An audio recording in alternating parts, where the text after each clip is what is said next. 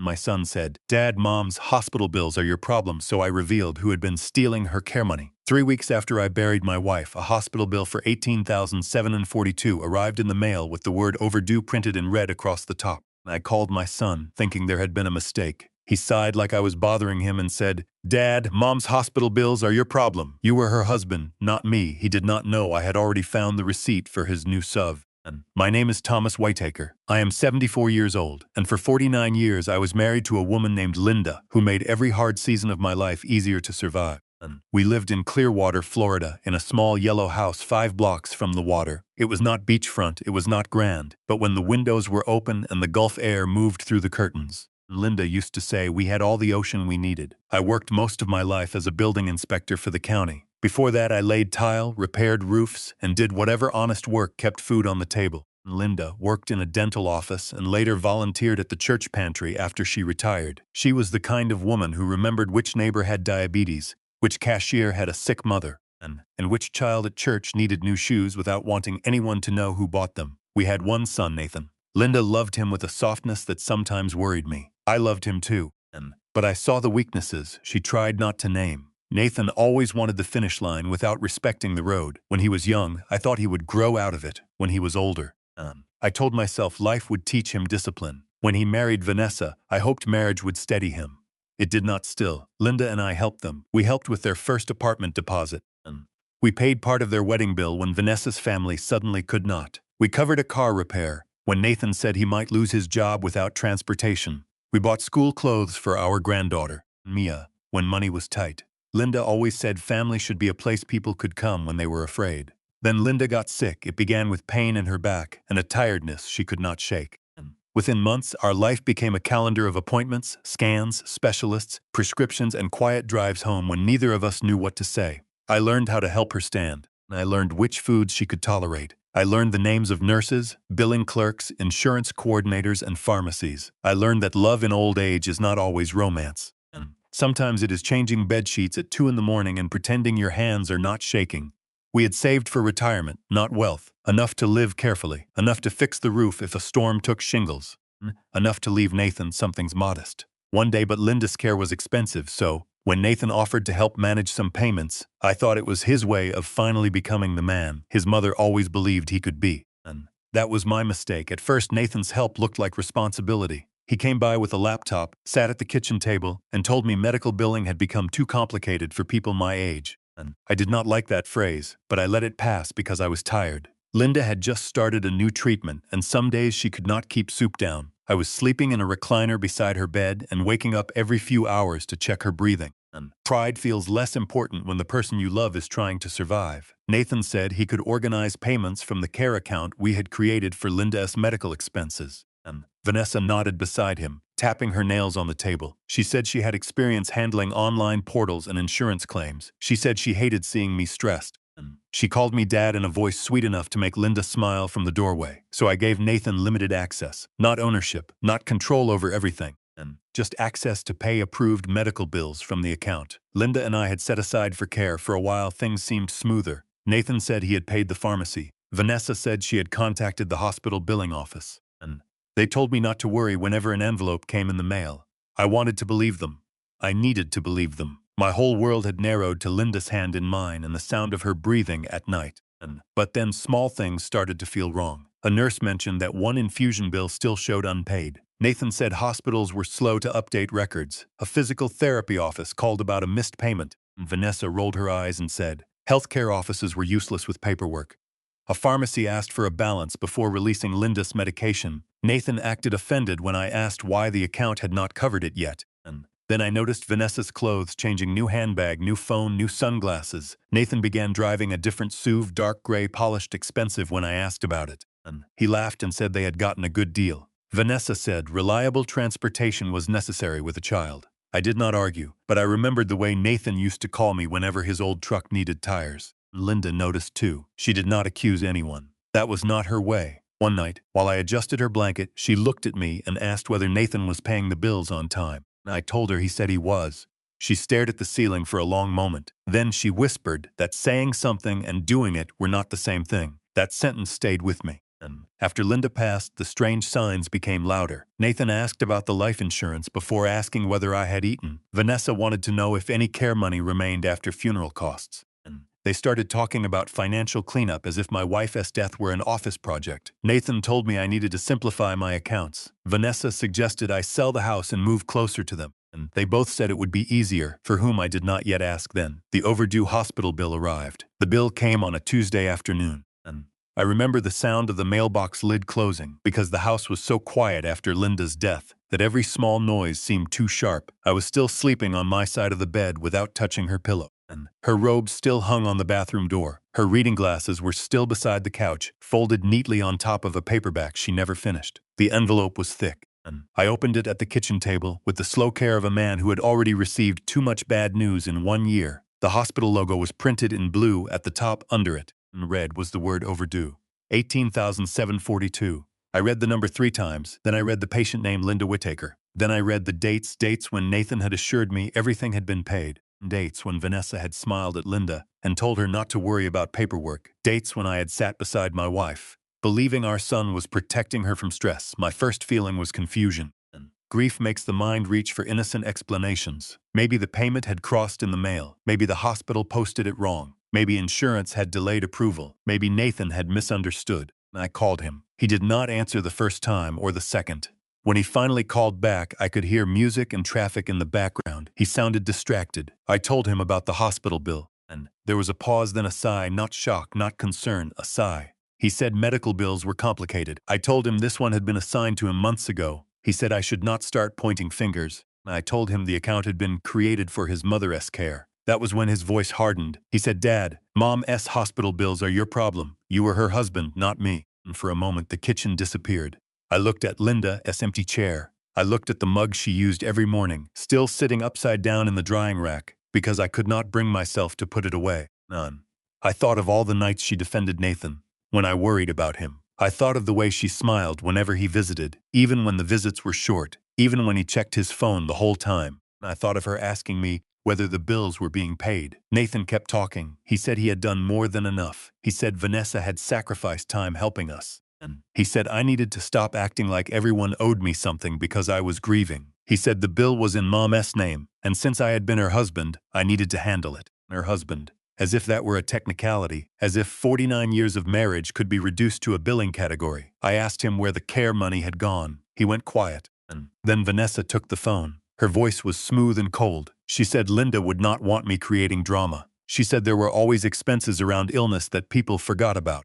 She said Nathan had a family to support. Then she said something that told me the truth was closer than I wanted to believe. She said, besides, she doesn't need that money anymore. I did not answer. I ended the call and sat in the kitchen until the light changed across the floor. My hands were not shaking. That surprised me. Something inside me had gone still, the way the Gulf gets still before a storm. I placed the hospital bill beside Linda's mug. Then I opened the drawer where she kept stamps, coupons, pens, and old receipts. I do not know why I looked there first. Maybe because grief has a map of its own. Maybe because Linda was still guiding my hand under a stack of pharmacy papers. I found a folded receipt from an auto dealership. Nathan's name was on it, and so was the down payment amount. $12,000. The date was 3 days after one of Linda's largest care transfers left the account. That night, I did not sleep in the recliner. I sat at the kitchen table with the bill, and the receipt, and my wife's mug in front of me. My son thought the hospital bills were my problem. He was about to learn that records have a memory sharper than grief. I did not call Nathan back.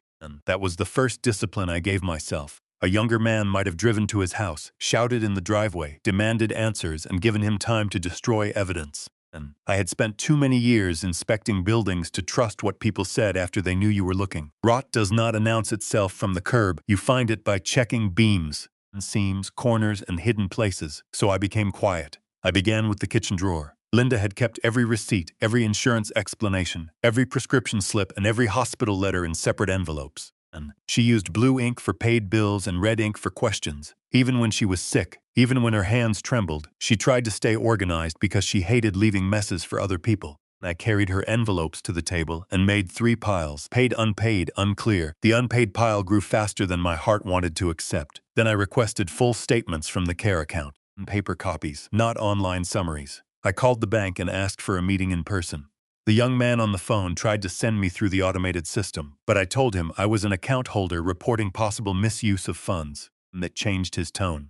Next, I called the hospital billing department. A woman named Carla helped me. She had spoken to Vanessa twice, she said. Vanessa had promised payments were being arranged. Carla had notes showing that payment plans had been discussed but never finalized. She also confirmed that several bills Nathan claimed were paid had not been paid at all. I wrote everything down. Dates, names, amounts, excuses. Linda used to tease me for keeping little notebooks in my shirt pocket, she said. I recorded life like an inspector afraid the walls might lie. Now those notebooks became my defense. And I saved voicemails from Nathan. I saved texts from Vanessa asking about remaining funds. I found old emails where Nathan wrote that he had taken care of the hospital balance. I requested copies of transfers from the bank. I photographed the auto receipt. I called the dealership and confirmed that the down payment had been made by electronic transfer from an account ending in the same 4 digits as Linda's care fund. And still, I did not confront him when Nathan came by 2 days later. He hugged me stiffly and asked if I had calmed down. Vanessa waited in the car. He said grief made people suspicious. He said Mom would hate seeing us fight. He said he wanted access to the rest of the documents so he could clean up the remaining bills properly. I looked at my son standing in the doorway and wearing a watch I had not seen before, speaking gently now because he wanted something. I told him I needed a few more days. He smiled. He thought I was tired. He did not understand that I was counting. The hidden truth began at the bank. The branch manager was a woman named Denise Marshall. She was in her early 50s, calm, precise, and serious in the way good bankers become when numbers start telling an ugly story. And she remembered Linda because Linda used to bring holiday cookies to the branch every December. When I said my wife's care account might have been misused, Denise closed her office door. We reviewed 6 months of activity. At first, the transfers looked ordinary. Pharmacy, home health aid, medical supply company, hospital billing. Then the pattern changed. Round amounts began moving out of the account. $2,500, $3,750, $4,200. The descriptions were vague. Family reimbursement, care coordination, medical support, emergency transport. One payment went to Nathan's personal checking account. Another went to a credit card in Vanessa's name. The largest transfer, $12,000, matched the SUV down payment. Denise did not accuse anyone. She did something more powerful. She printed, and page after page came out of the machine behind her. Transfer logs, access records, login dates, device locations. The account had been accessed repeatedly from Nathan's home computer and Vanessa's phone. Several transfers had been labeled as reimbursements for expenses that did not appear anywhere in Linda's medical records. Then Denise showed me one note that made my stomach turn. Vanessa had called the bank 2 months before Linda died and asked whether remaining care funds could be moved into a family expense account after the patient passed. The employee had written that Vanessa was not an owner on the account and had been advised that only the account holder could authorize such changes. Only the account holder. That was me. Not Nathan, not Vanessa, me. After the bank, I went to see our attorney Evelyn Carter. She had handled our wills, power of attorney documents, and the care fund paperwork after Linda's diagnosis. Evelyn was older than Nathan, but younger than me, with silver hair and a courtroom voice she rarely needed to raise. She listened while I explained everything. Then she opened Linda's file.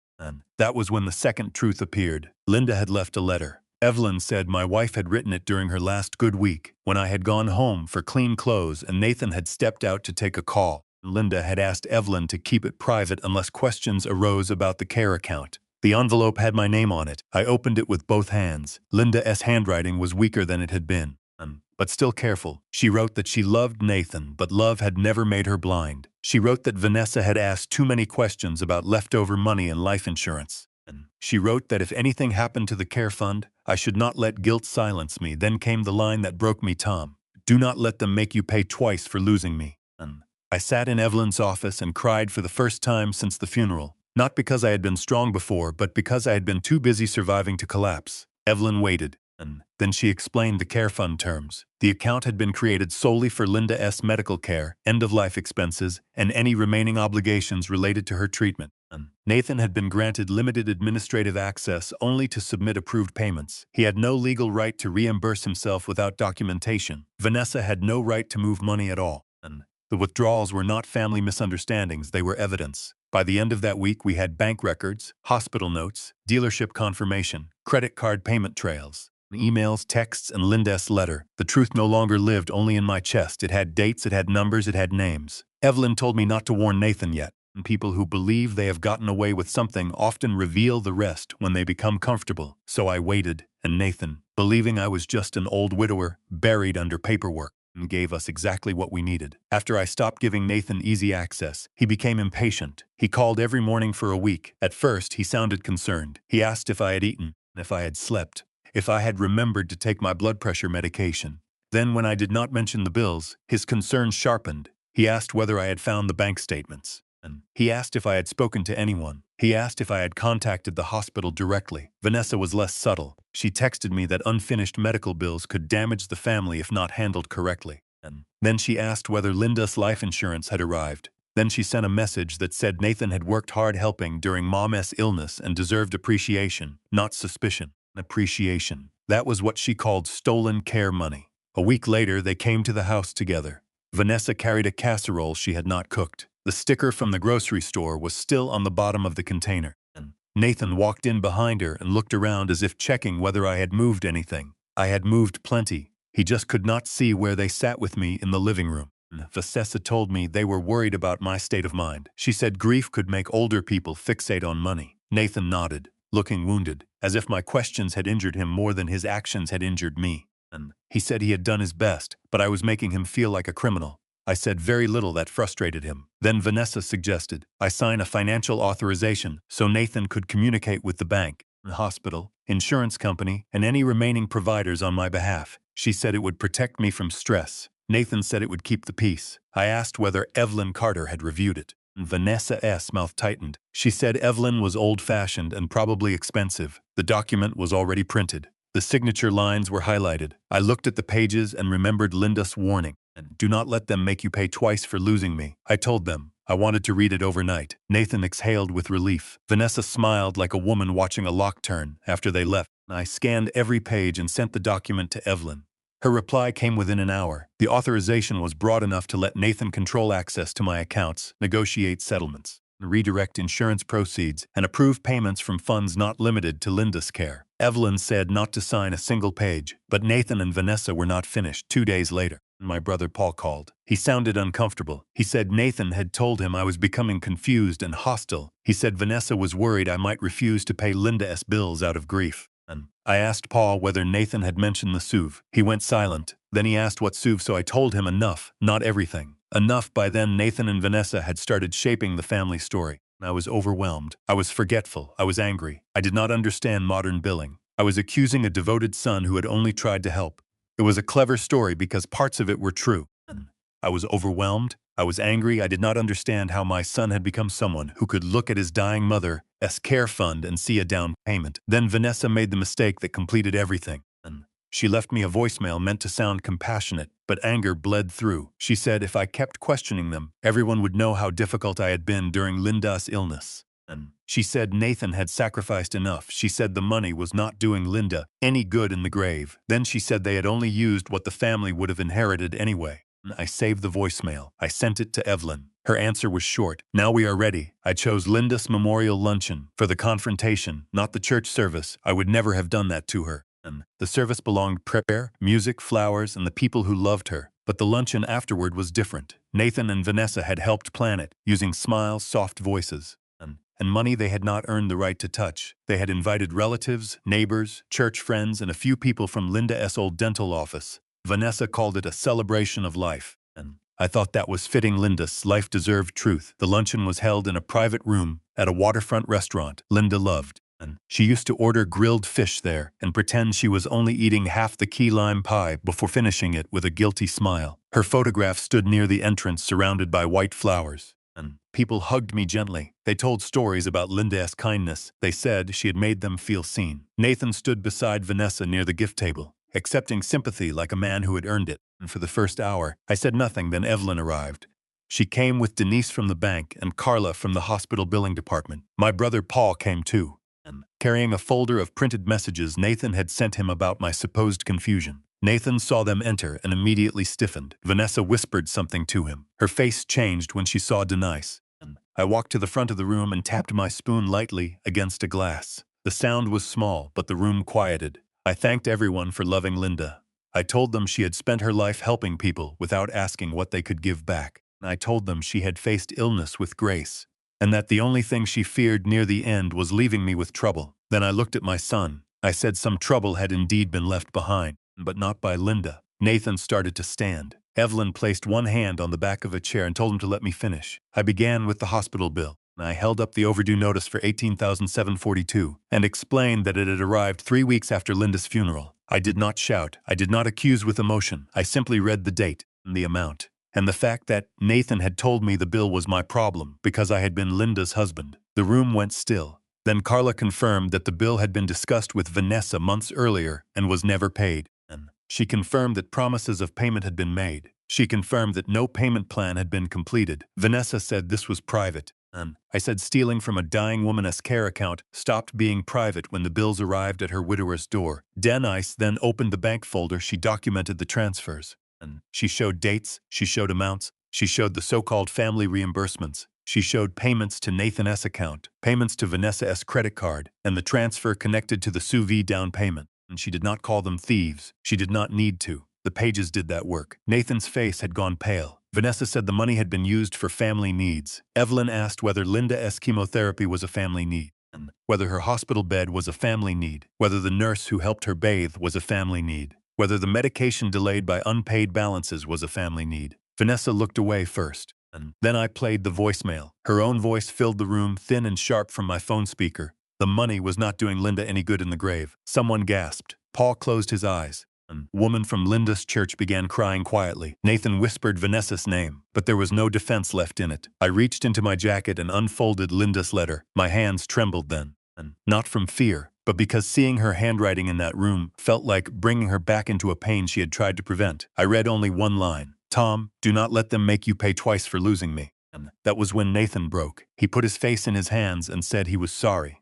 Vanessa grabbed his arm and hissed that he should not admit anything. Everyone heard her. That may have been the clearest confession of all.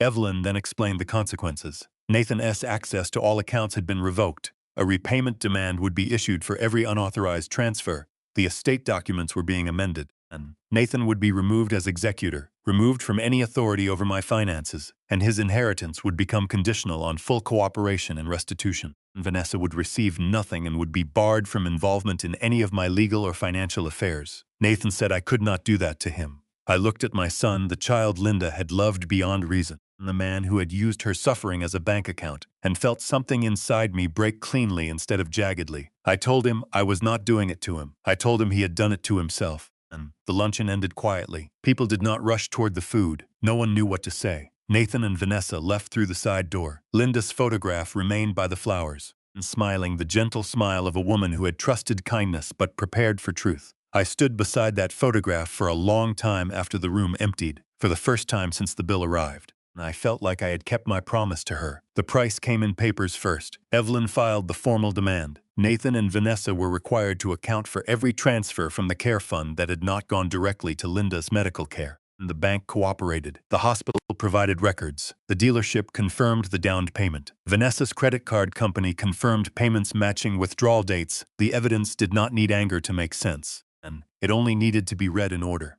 Nathan called me after the first letter arrived. I did not answer. He left a message saying things had gotten out of control. He said Vanessa had handled most of the transfers. And he said he had been under pressure. He said he loved his mother. He said he loved me. I listened once. Then I saved it. Vanessa called next. Her message had no apology in it. She said I was destroying my own family. She said Linda would be ashamed of me for making everything public. She said nobody understood what stress they had been under. I deleted that one because some poison does not deserve storage. And within a month, their life began changing. The SUV went back to the dealership under financial pressure. Vanessa stopped posting restaurant photos and weekend getaways. Nathan took extra work, and their home equity line was frozen after the bank review. Relatives who had once believed their story stopped calling them first. Paul told Nathan he would not defend him. Linda's church friends quietly removed Vanessa from a volunteer committee after the voicemail spread farther than I expected. I did not spread it. Truth rarely needs much help once it has escaped. Nathan agreed to a repayment plan because Evelyn made the alternative very clear. Civil action was ready. A criminal complaint remained possible if they failed to cooperate. Every unauthorized dollar would be tracked, and every unpaid bill would be resolved. Every remaining expense from Linda's care would be paid before Nathan received anything from me in the future. My estate documents changed. Nathan was removed as executor. My brother Paul became my medical decision contact. Evelyn became trustee for any future distributions. Mia, my granddaughter, was protected through a separate education fund that Nathan and Vanessa could not touch. And that part mattered to me. Children should not pay for the sins of greedy adults. Nathan's inheritance did not disappear completely, but it became conditional. Repayment, counseling, no financial access, no pressure regarding my home, insurance, accounts, or medical decisions, no involvement from Vanessa if he challenged the estate or attempted to manipulate me again. And the rest would go to the Linda Whitaker Care Fund, a small charitable fund Evelyn and I created later. Vanessa hated that. Nathan accepted it because he had run out of room to argue. The hardest consequence was not financial. It was distance for months. I did not allow Nathan inside my home. He could call once a week. If he mentioned money, the call ended. And if Vanessa spoke in the background, the call ended. If he tried to explain instead of take responsibility, the call ended. Boundaries are painful at first, because people who benefited from your lack of them call them cruelty. And Nathan learned slowly. One evening, he came alone and stood on my front walkway. I watched him through the screen door. He looked tired, not theatrical tired. Not the tired of someone trying to be pitied. Real tired. He said he had started seeing a counselor. He said he had been ashamed before he stole, and more ashamed after. He said every time he saw the SUV, he thought about his mother sitting in a hospital bed waiting for bills he claimed he had paid. Then he said the first honest sentence I had heard from him in years. He said he had wanted the benefits of being a son without the responsibility of being one. I did not invite him in, but I did open the screen door. That was as far as I could go. He cried on the porch. I stood with one hand on the doorframe and let him. I wanted to comfort him. A father's body remembers before his judgment does. But Linda's letter had taught me something. Love without boundaries can become another way to be robbed, so I told Nathan the repayment plan would stand, the legal changes would stand, Vanessa would never again discuss my finances, my home, or his mother's memory in my presence. If he wanted a relationship, it would begin with truth, not need. He nodded. It was not forgiveness. It was the first brick in a road that might one day lead there. After the last of Linda's hospital bills was paid, I drove to the hospital alone. It was early morning before the Florida heat turned heavy. The parking lot was half empty. The palm trees near the entrance moved gently in the breeze, the same way they had moved on all those mornings when I pulled in with Linda beside me, pretending we were only going to another appointment and not walking into another battle. And for months, that building had been the center of our world. I knew the elevators that were slow. I knew which vending machine stole dollar bills. I knew the nurse who hummed gospel songs. And I knew the quiet corner where I once broke down after a doctor used the phrase quality of life with careful eyes. I had hated that hospital for taking so much of Linda's final year. But I also remembered the people there who had been kind, when kindness was all we had left. The nurse who warmed Linda's blanket, the billing clerk who helped me appeal an insurance denial, and the young doctor who sat down instead of standing when he told us the treatment was no longer working, the housekeeper who called Linda sweetheart and meant it. So I walked into the billing office and paid the final balance with money recovered from Nathan and Vanessa.